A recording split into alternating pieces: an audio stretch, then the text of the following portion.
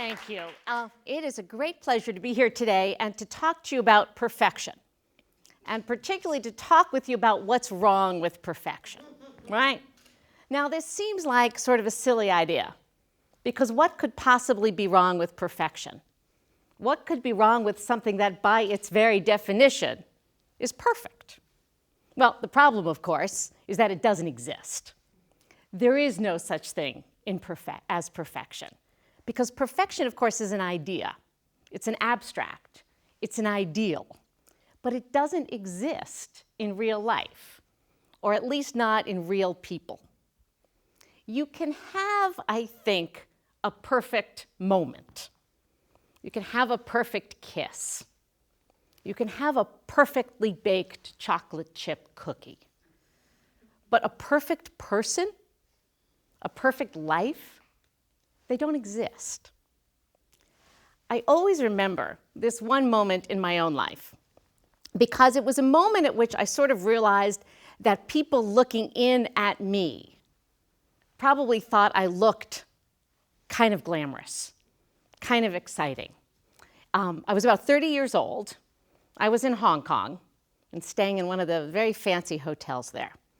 And I came racing into the lobby, flushed and sort of moving quickly. I had been dropped off by a very fancy car, and I was carrying all these very fancy bags from high-end department stores. And I could just see in that instant that people in the lobby were looking at me as if I was glamorous and exciting and maybe kind of close to perfect. But what I knew and what flashed through my head in that moment was that my life in that second was a total and utter disaster. The reason I was racing through this lobby with these bags of clothing was because I had flown in the night before. This was my first big international trip. I had flown with my boss, and against his instructions, I had checked my luggage. In fact, I had checked all of my luggage. And you can see where this is going. The plane lost everything. We had a crucially important meeting in 1 hour, and then we were leaving for China, a country at which at that point in time you couldn't really buy clothing. And so here I was with one pair of jeans, one dirty t-shirt, and I somehow had to get ready for this crucially important meeting. I was racing around with the wrong kind of money, not speaking the language, and realizing that I was at least twice as large as any other woman in Hong Kong. And yet, when in this horrific moment I came running into the hotel lobby, I looked exciting and I felt horrible. I felt like my career was over, not to mention my day and my week and my month. And that silly little moment stuck with me for years and years and years, because I realized in that moment that there's this incredible disjuncture between the self you present and the self that you experience. And I realized that if I was feeling and experiencing this disjuncture, it was probably true for other people as well. So that when I looked at other people and I was perhaps jealous or envious, or I thought they had such a wonderful life, what I saw was probably not exactly what they were experiencing. And I think this same disjuncture applies across so many spheres of life, from the profound to the trivial. So when you look at those beautiful gourmet meals presented in every cooking magazine, and then you can't quite produce the same beautifully appealing meal, it's useful to remember those meals aren't actually real. They're made of plastic. I mean, they actually are. They're not real. When you hear about, read about these ostensibly perfect relationships or marriages, it's useful to remember, sadly, most marriages in this country break up. They don't work. And even the ones that survive are probably not quite as picture perfect as you may read about in the magazines.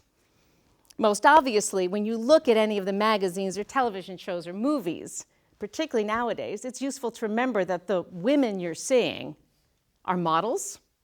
They're probably 17 years old, and they have been digitally enhanced and photoshopped.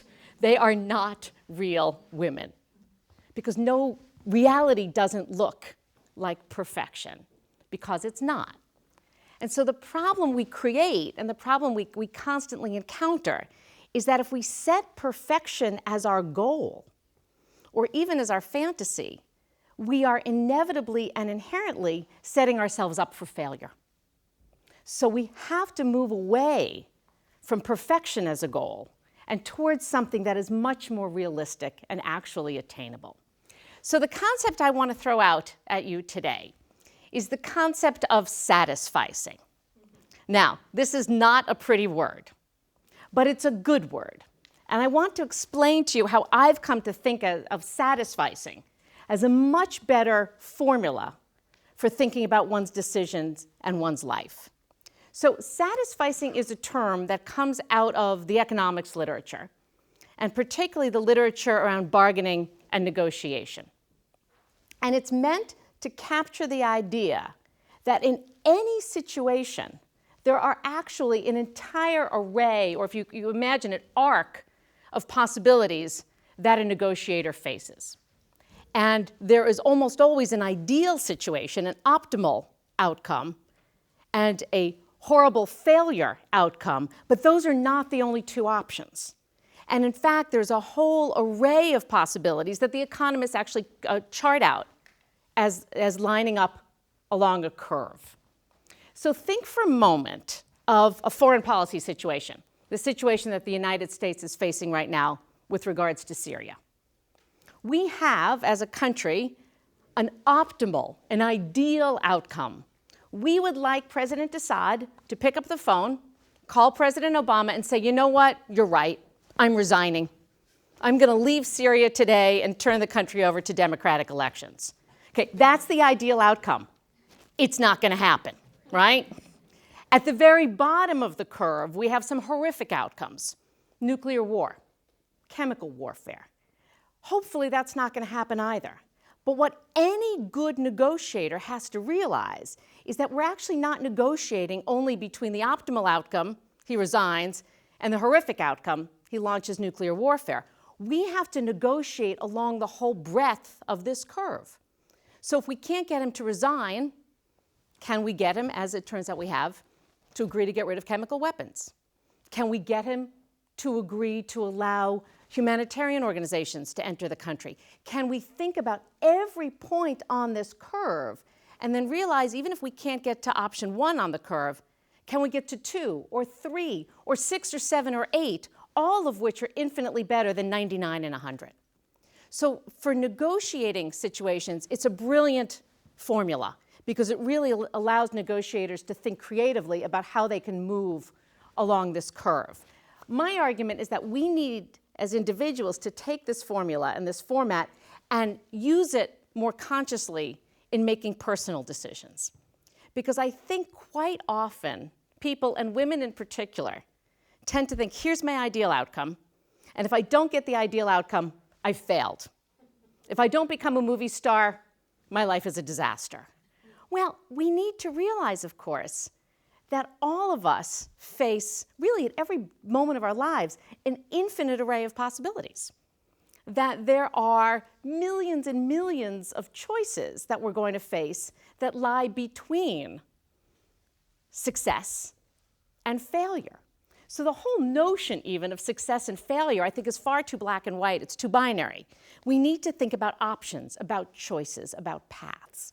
And just to give you a sort of trivial example again from my own life, I spent most of my teenage years determined that I was going to be a spy en route to being Secretary of State. No one quite pointed out to me that that's not the normal path. But I was pretty sure that Secretary of State was my designated profession in life. And so I did all the things one might do to proceed along that path. I went to Georgetown School of Foreign Service. I got a degree in Foreign Service. I took the Foreign Service exam. I passed the Foreign Service exam. And I was, ready to embark. And my father, somewhat kindly and somewhat cynically, reminded me that Secretary of State was not an entry-level position.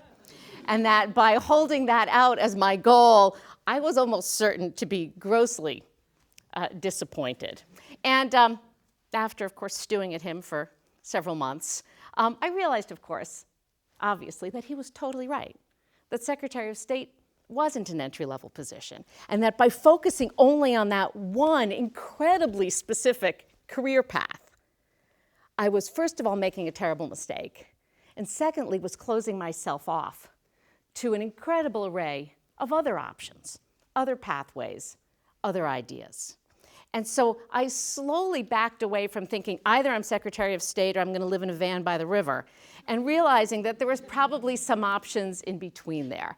Things that, while they might not be quite as stupendous as this fantasy life I had imagined for myself, that there were interesting things to do.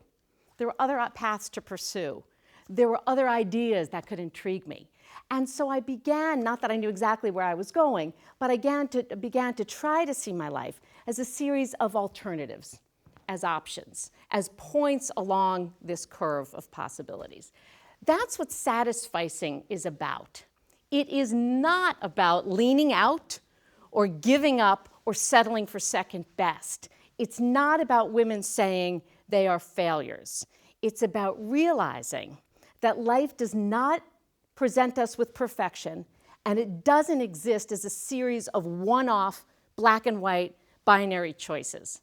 Life presents each and every one of us with an array of choices. Even at moments when it feels like you have no choices, you do have choices. And you have to sit back and think about what those choices are, and then joyfully, consciously, and wisely choose between them. Thank you very much.